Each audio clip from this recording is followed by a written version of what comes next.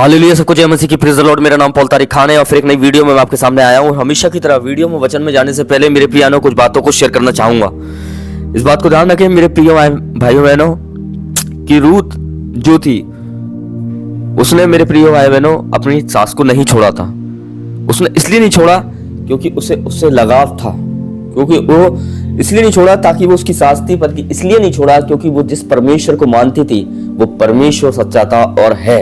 इस बात को ध्यान रखें। आज से ही रिलेटेड एक वचन मैं आपके साथ शेयर करना चाहूंगा मेरे प्रिय भाई बहनों, और जो आपकी स्क्रीन पे आ रहा है, जैसे आप थंबनेल और टाइटल देख के समझ गए होंगे किस टॉपिक विषय के बारे में बात कर रहा हूं, कि अंधकार को नाश करने के दो मुख्य तरीके।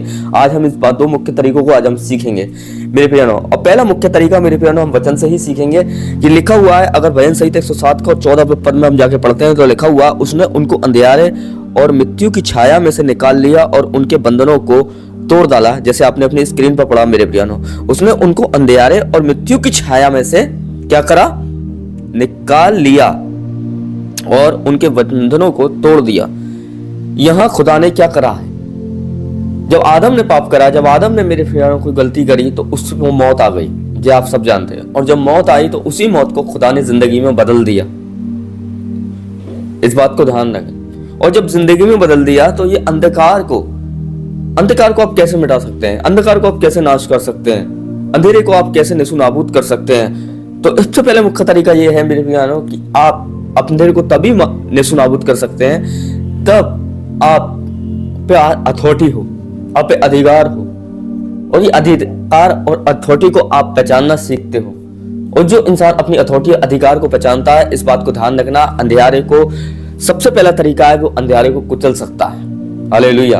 क्योंकि जब उसने हमें अंधेरे से निकाल लिया है तो मेरे प्यारो, जब उसने निकाल लिया है, हम खुद नहीं निकले हैं। अगर हम खुद निकले होते तो क्या होता? हम नहीं निकल पाते। पर उसने निकाला है तो इसका मतलब जब उसने निकाल लिया है तो वो अथॉरिटी भी उसने, वो अधिकार भी उसने हमें दिया है कि जब उसने हमें निकाला तो वो अधिकार भी दिया है कि जिस अधिकार को उसने हमें दिया उस अधिकार को इस्तेमाल करके हम वहां से निकल पाए।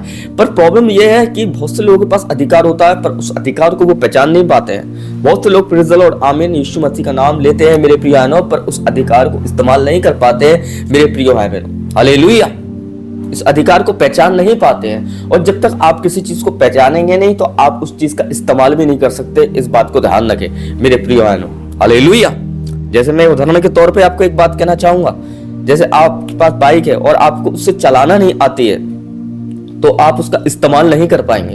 वैसे ही आपके पास अगर अधिकार है और आप उसे पहचान नहीं रहे मेरे प्यारों तो आप उसको इस्तेमाल नहीं कर पाएंगे। क्यों? और इस्तेमाल नहीं करेंगे तो आप निकल भी नहीं पाएंगे। पर ऑलरेडी आपके खुदा ने जब अधिकार अथॉरिटी दी है तो इसका मतलब खुदा आपको वहां से निकालना चाहता है ताकि आप अपने अधिकार को पहचान के वहां से निकल नहीं पाओ। इस बात को ध्यान रखें। ये पहला मुख्य तरीका।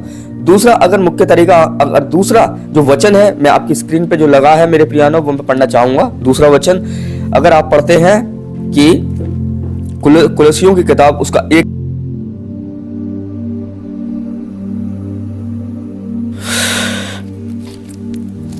लिखा हुआ है, इसीलिए जिस दिन से हमने सुना है हम भी तुम्हारे लिए प्रार्थना करना, विनती करना नहीं छोड़ते कि तुम सारे आत्मिक ज्ञान और समझ सहित परमेश्वर की इच्छा की पहचान में परिपूर्ण होते जाओ।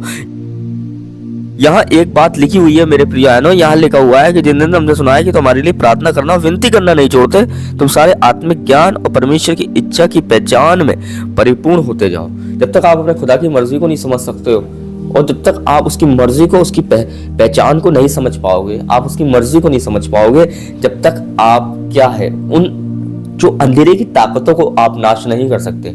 सबसे जरूरी है, आज लोग क्या अंधेरे की ताकतों को क्लेम करते हैं, नाश करते हैं, पर अपने खुदा को नहीं समझ पाते हैं। और जिस कारण वो समझ नहीं पाते हैं तो वो उसको तो नाश भी नहीं कर पाते हैं। पर क्या हुआ?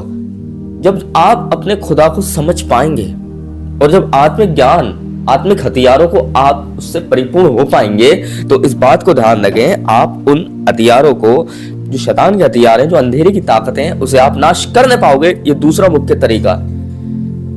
इस बात को ध्यान रखें। खाली यही काफी नहीं है कि हम क्या करें कि हवा में बातों को बोलें, पर यह उसने कहा है कि मेरा अनुग्रह ही तुम्हारे लिए काफी है। क्योंकि जो खुदा को समझते हैं उस पर अनुग्रह 100% होता है। इस बात को ध्यान रखें। फरीसी यीशु मसीह के अनुग्रह को नहीं समझ पाए, इसीलिए तो उनके पास कंडम करने वाली बातें होती थी। और जो यीशु मसीह के अनुग्रह को समझे, उन पे कंडम करने वाली बातें नहीं होती थी, उनको स्वीकार करने वाली बातें उनके पास होती थी कि वो यीशु मसीह को स्वीकार करते थे अपने जीवन में। और जब तक आप अपने खुदा को समझते नहीं है, इस बात को ध्यान रखना, नाम फॉर्मेलिटी के लिए नहीं किया गया है कि जो तुम मेरे नाम से मांगोगे वो तुम्हें मिलेगा। ये उसने फॉर्मेलिटी के तौर पे नहीं कहा था, ये इसलिए उसने ये कहा था क्योंकि उसके पिता ने उससे कहा था, तेरा नाम मैं उन्हें दूंगा और तेरे नाम से वो प्रार्थना करेंगे और तेरे नाम से वो प्रार्थनाएं सुनी जाएंगी, पर तब सुनी जाएंगी ताकि जब आप उसकी मर्जी को समझोगे। तो आपने दो मुख्य तरीकों को समझा। सबसे पहला अधिकार को पहचानना सीखे, और फिर दूसरी बात मेरे बहनों उसकी इच्छा को पहचानना सीखे। हालेलुया। और जब तक ये दो चीजें आप नहीं समझ पाओगे, जब तक आप अंधेरे की चीजों पर जयवंत नहीं हो सकते। हालेलुया। तो आप समझ गए होंगे इस वीडियो को बनाने का मकसद क्या है। इस वीडियो को बनाने का मकसद यही है कि आप क्या करें, उसकी मर्जी को समझें और उसके अधिकार को पहचानना सीखें। सबको जय मसीह की। Praise the Lord. खुदा आपको बरकत दे। और साइड में मेरे देख रहे होंगे कि व्हाट्सएप नंबर है, अगर कोई अपनी गवाही देना चाहता है तो इस नंबर पे आप संपर्क कर सकते हैं मेरे प्रिय भाइयों, और हम आपकी गवाही को अपने चैनल पे शेयर करेंगे।